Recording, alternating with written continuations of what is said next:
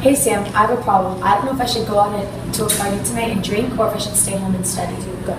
Well, Amanda, what is your conscience telling you? What do you mean? What even is a conscience? Everyone has their own conscience. It's basically a practical judgment of reason that helps a person decide the goodness or sinfulness of an action or attitude. It is the subjective norm of morality, and we must form properly and then follow. What is a method or resource I can use to make good moral decisions? A method of moral decision making heeds this sage advice. It includes 4 major steps. Search out the facts, listen about alternatives and consequences, others consult them, and consider how your actions will affect them, and pray to the Lord for guidance. Do you know any other methods or resources for a good conscience? Of course, another method for making moral decisions is known by the acronym SEER, or SEER. Study, elect, execute, review. Also, a seer is a person in tune with truth.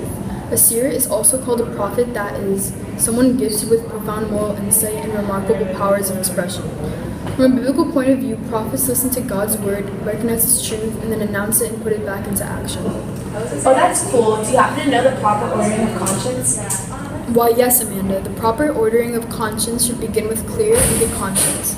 Your bad conscience should go last in order to minimize the possibility of making a bad decision. So then what are the roles of intellect and free will in conscience formation? In an important sense, conscience is judgment of intellect.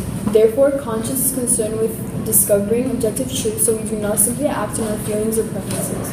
A key principle of Catholic morality is to form our consciences and work throughout our lives to keep them informed. This requires study accompanied by reflection and deliberation. What makes your conscience so special? It pushes us to choose right over wrong and to overall become a better person. What is the most important part of our conscience? Definitely the decision-making and judgment part, because if you make a bad decision or judgment, it can have extreme consequences and ruin your relationship or image. That is so interesting. Now, Rachel, one last question.